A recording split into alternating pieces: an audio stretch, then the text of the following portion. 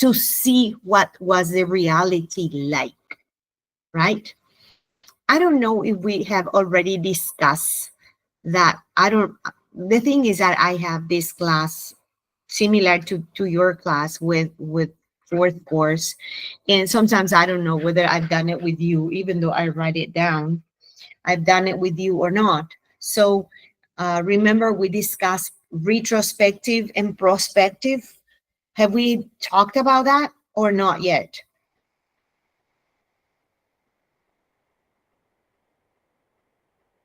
Not yet. Okay. So yeah. So looking back at some photographs or old paintings would be a retrospective study, right? Because it's in the past. A prospective study will be something that will look to the future, from the present to the future, for example. Then we have the data analysis. In field research, the data analysis often involves quantitative methods. What do we mean by quantitative? Numbers, right? Quantities. So we have a statistical analysis, right? Or we can have qualitative methods also by doing thematic analysis, depending on the research questions and the data that I collected. So I can do both, right? And when I do both, we call the mixed method, right? Where we combine quantitative and qualitative analysis. In the documentary research, however, we do data analysis that involves other techniques like content analysis, right? When we systematically examine the content of the documents, so we can identify patterns and themes or biases even, right? For example, when we take a look at a ABC newspaper, we can see that they have a biased content. So if we analyze two different papers, for example, ABC and another newspaper, we can tell which of the newspaper has more biases and towards what kind of biases do they have. Do you understand what I'm saying?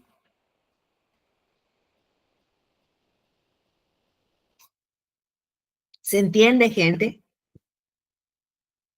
Yes, ¿se entiende, pa?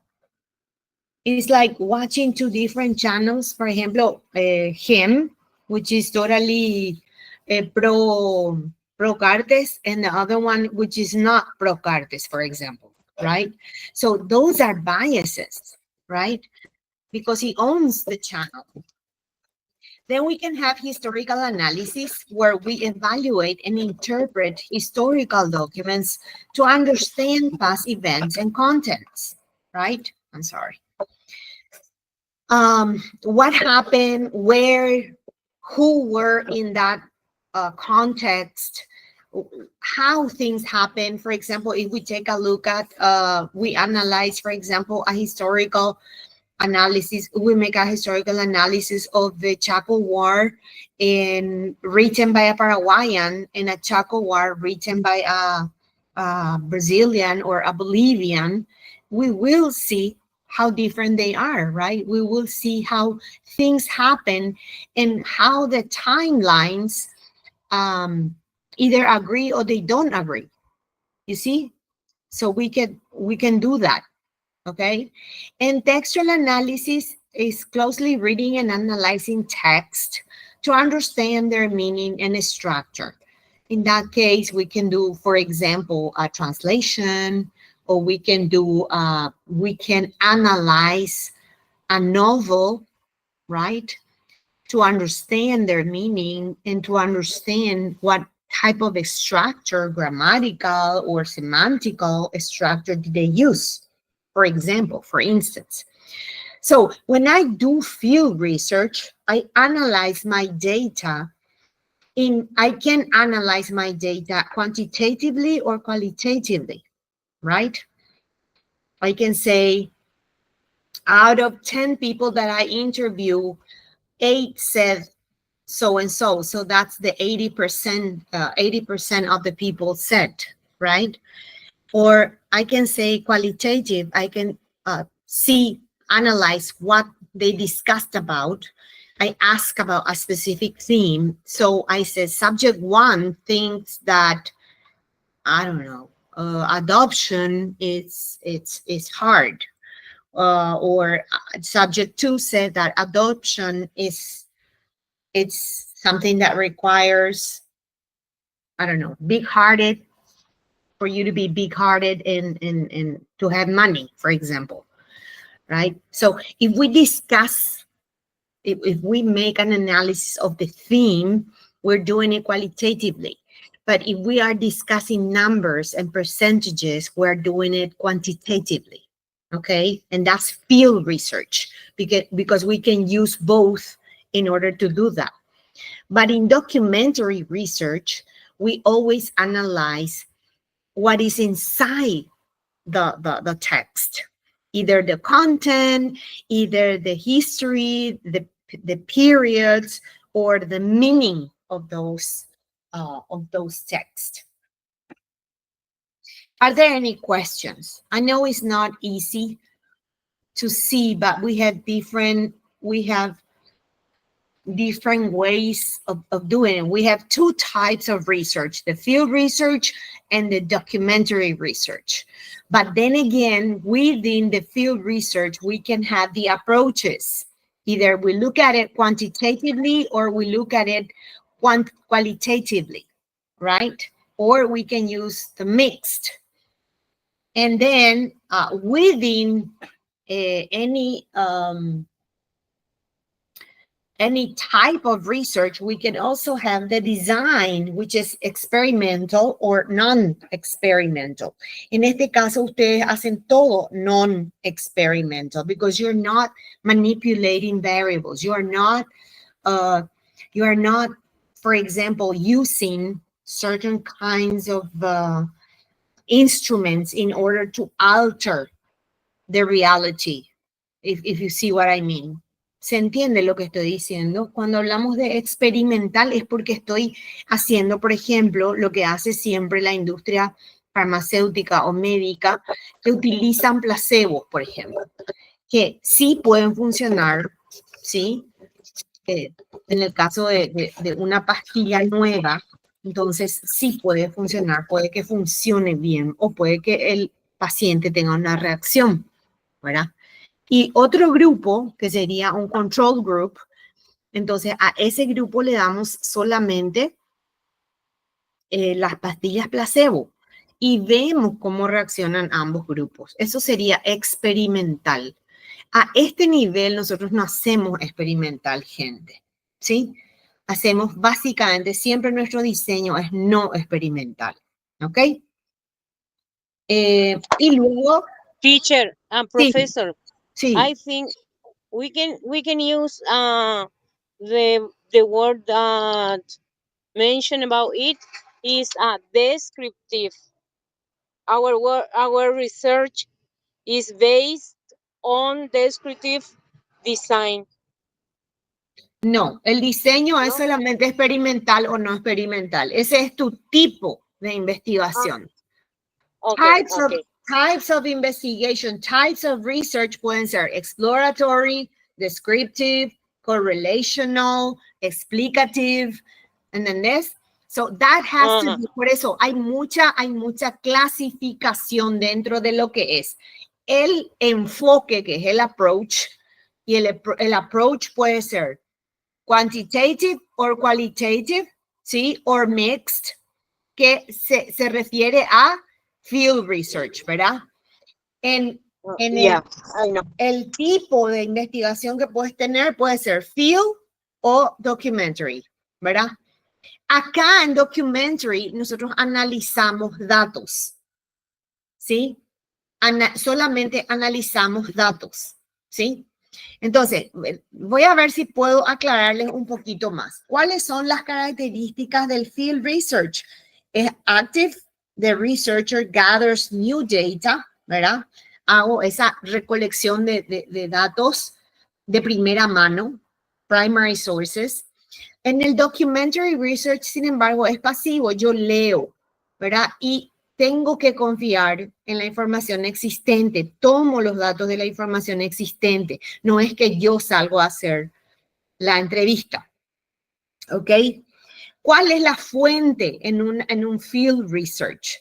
La fuente es primaria porque yo estoy sacando, yo estoy gathering, collecting for the specific research. Estoy queriendo saber, no sé, cómo se usa el AI. Entonces me voy y le pregunto a la gente cómo se usa el AI, ¿verdad? De primera mano. Sin embargo, en el documentary yo uso algo que ya alguien más obtuvo, ¿verdad? Luego, puedo hacer, por ejemplo, cuando miro cuando en el field research, miro, por ejemplo, los tipos o los instrumentos que utilizo para obtener la información. ¿Cuáles son? La observación primariamente, que también es cierto acá. ¿Por qué? Porque yo no puedo no observar los documentos. Yo tengo que ser capaz de identificar los documentos que estoy observando y ver qué características básicas tienen. Pero para eso yo tengo que hacer unos criterios de qué es lo que voy a observar. En todos los casos, yo hago criterios de observación. ¿Entienden? En todos los casos yo hago criterio de observación para que sean delimitados con la pregunta de investigación, para que respondan a mis preguntas, tanto la general como las específicas. ¿Se entiende? En la observación, por ejemplo, vamos a suponer, me voy al aula, ¿sí? Les voy a dar un ejemplo nomás. Me voy al aula y yo voy a observar cómo el profesor enseña determinado tema, ¿sí? Entonces, si yo no tengo algo establecido, si yo me voy a la sala y observo nomás, puede ser que mi primera observación, porque generalmente en un field research no es suficiente con una observación, hacemos varias observaciones, ¿verdad?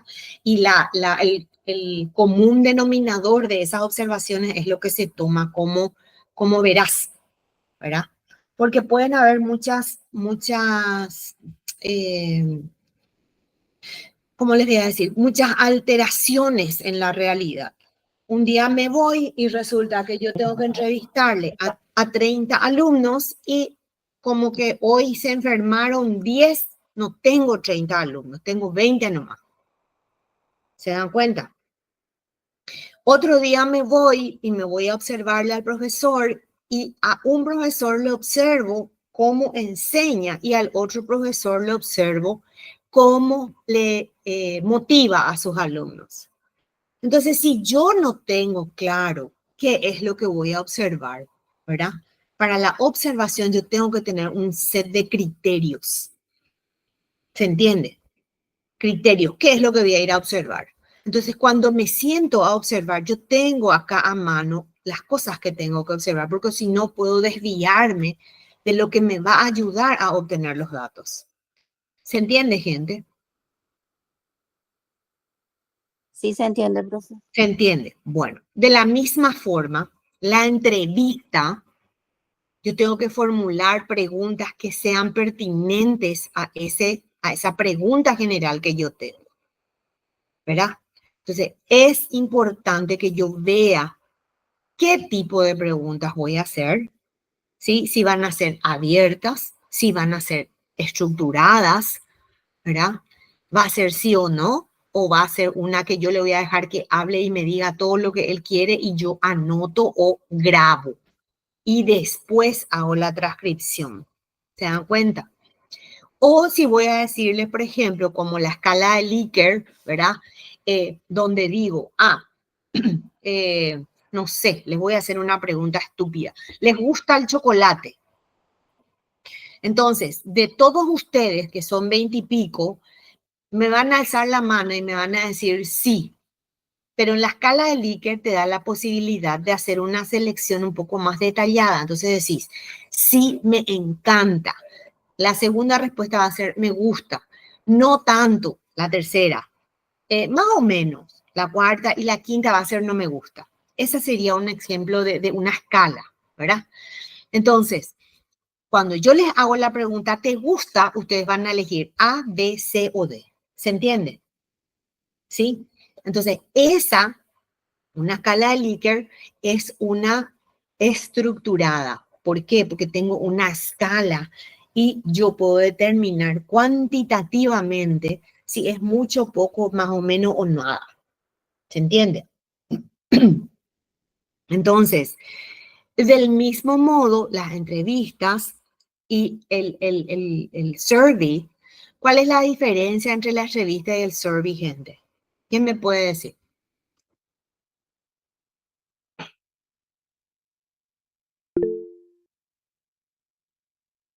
¿Quién me dice?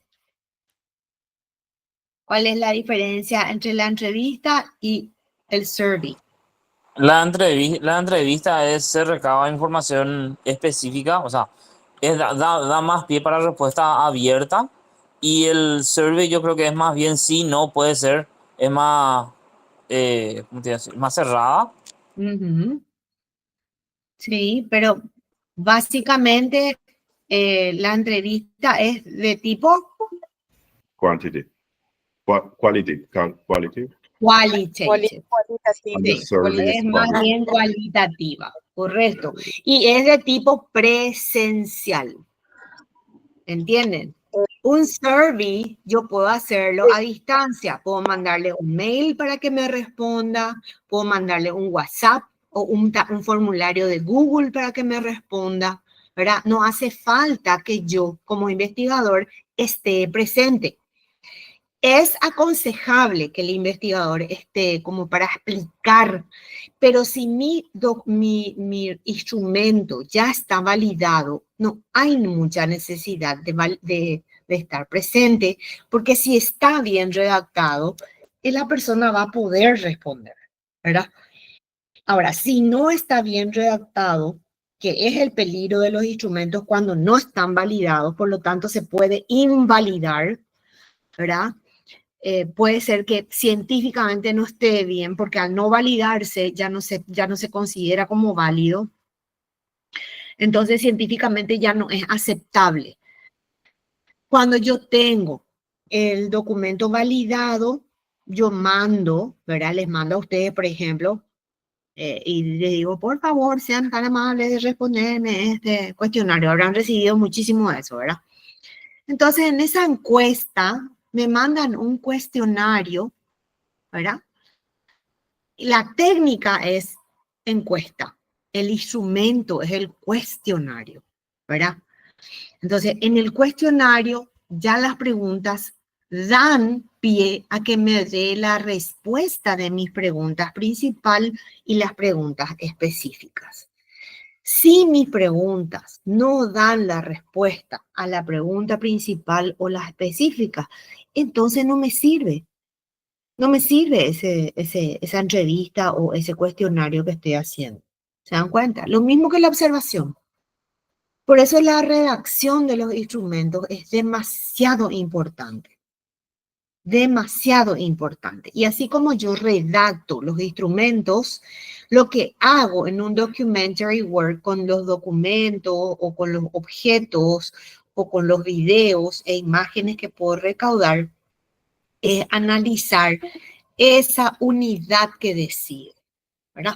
Entonces, la unidad de análisis se aplica a all research projects, regardless of the method used to collect data. No importa cómo, ¿verdad?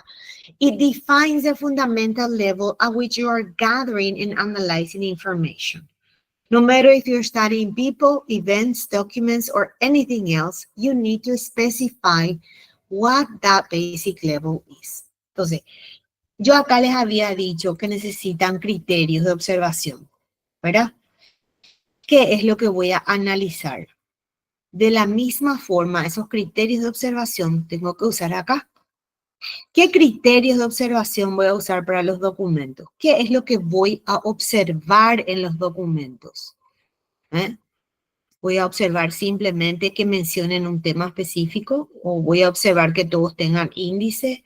¿O voy a observar que todos sean, no sé, que todos mencionen algo a favor o en contra de la guerra del Chaco. Se dan cuenta, los criterios son muy importantes porque esos criterios se constituyen en la unidad de análisis. Es lo que yo analizo después, ¿verdad? Por eso se llama unidad de análisis. Porque tanto la observación, ¿verdad? Lo que voy a mirar, no sé, díganme un poco ustedes qué es lo que pueden observar.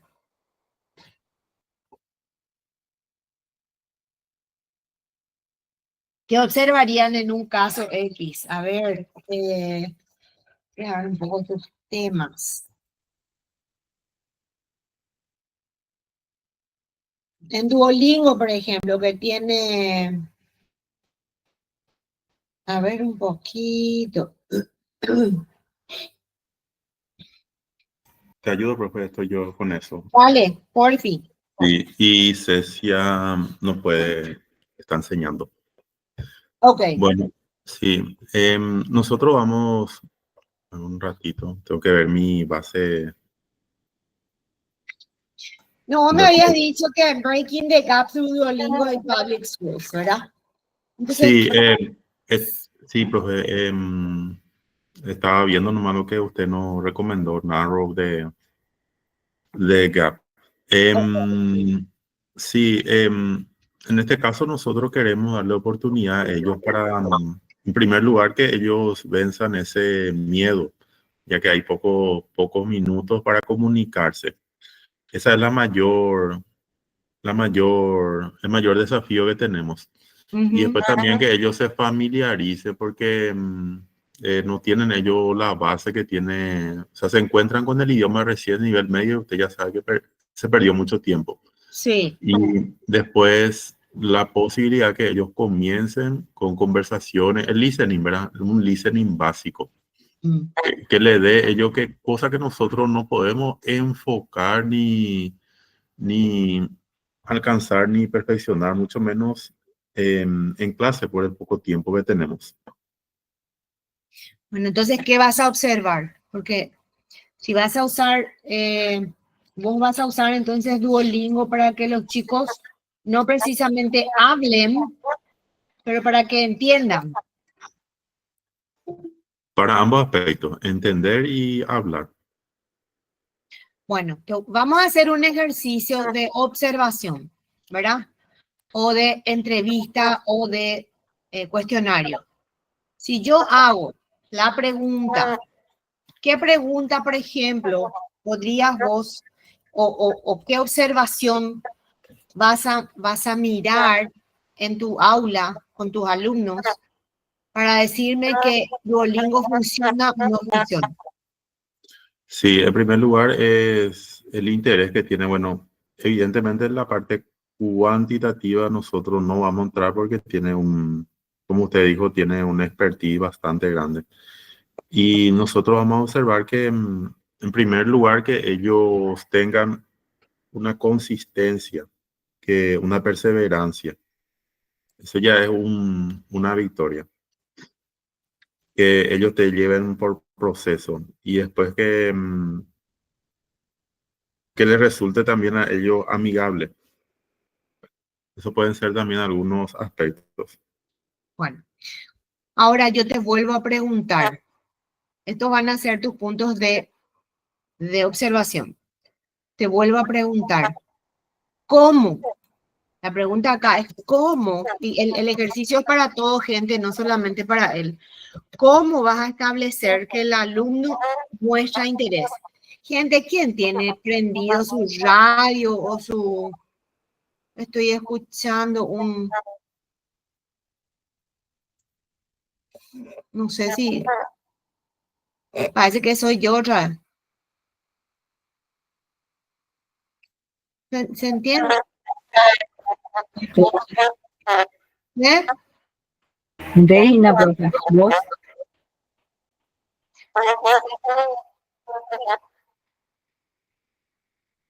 Ya. Bueno, entonces, vamos a hacer el ejercicio, ¿sí? El ejercicio dice, ¿qué vas a usar vos o ustedes que van a hacer ¿Cómo vas a saber que el alumno tiene interés? ¿Cuáles son los indicadores que vos en tu observación vas a ver? Sí, en primer lugar, es la racha que la aplicación te muestra.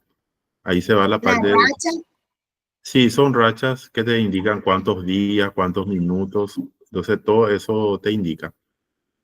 Ese es un ah, indicador. la app te muestra la estadística de su ingreso a la app. Sí, de su permanencia. Y también con preguntas dirigidas a Ok, ellos. ok. ¿Y qué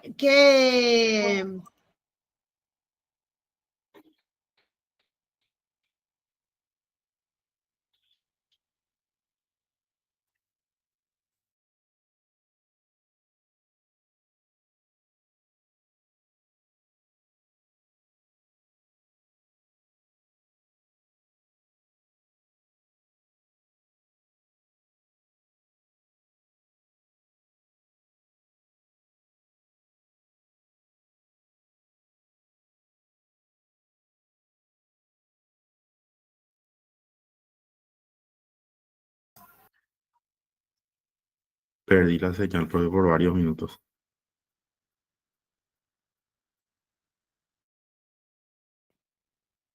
La profe no está tampoco parece.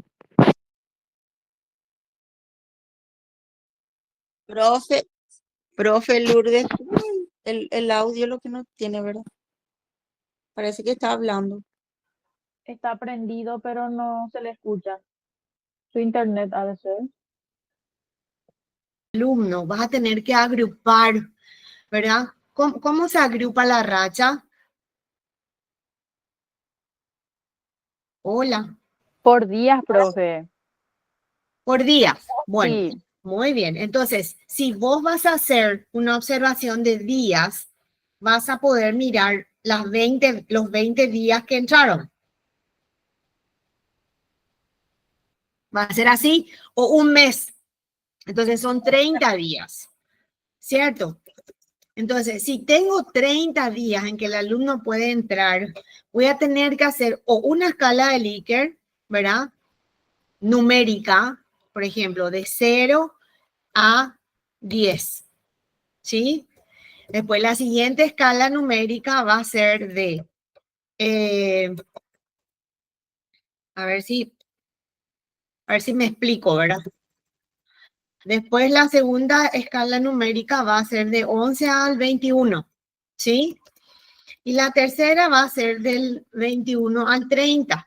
Entonces ahí yo establezco dentro de qué frecuencia, porque tengo que hacer algún tipo de categorización para saber si entró realmente en las 30 o qué porcentaje entró, ¿verdad? Entonces puedo hacerlo por porcentaje, puedo hacerlo por frecuencia, ¿verdad? Entonces en mi escala de Likert va a ser, entró siempre, entró a menudo, entró, eh, no sé qué otra palabra puedo usar, siempre, a menudo, eh, pocas veces o nunca. ¿Se entiende? Entonces, este indicador, voy a tener que decidir que va a ser cuantitativo, ¿verdad? La racha me va a decir la frecuencia, ¿sí? ¿Cómo voy a medir la perseverancia? Porque yo tengo que tener mi punto de observación. Si va a ser field, tengo que mirar cómo voy a medir. Y si va a ser documentary, también tengo que mirar, ¿verdad? También tengo que ver qué es lo que voy a observar. Entonces acá, ¿cómo mido la perseverancia?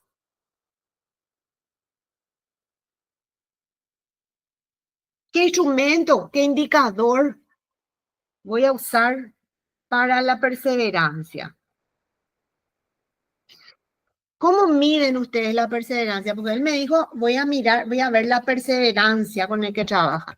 Ustedes saben que los valores son muy difíciles de medir. Y la perseverancia es un valor. Tenemos que hacerlo de una forma tal que sea práctico medir. ¿Se entiende, gente? Sí, se entiende, profe. focused and consistent. Si mis data collections no son focused and consistent, no me sirve porque no voy a obtener la respuesta que requiero. It helps them draw conclusions at the appropriate level and avoid making generalizations beyond the scope of their study. ¿Sí? Yo no puedo decir todos los profesores usan métodos si yo no observé a todos los profesores. Lo que puedo decir es todos los profesores de inglés de esta escuela usan este método para motivar a los alumnos. ¿Se entiende, gente? ¿Sí?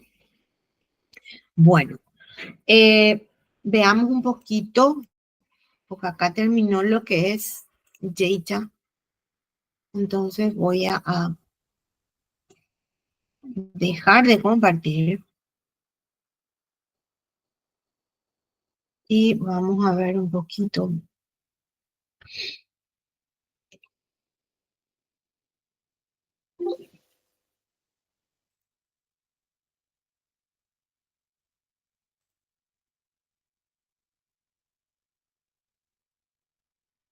Me aguardan un segundito.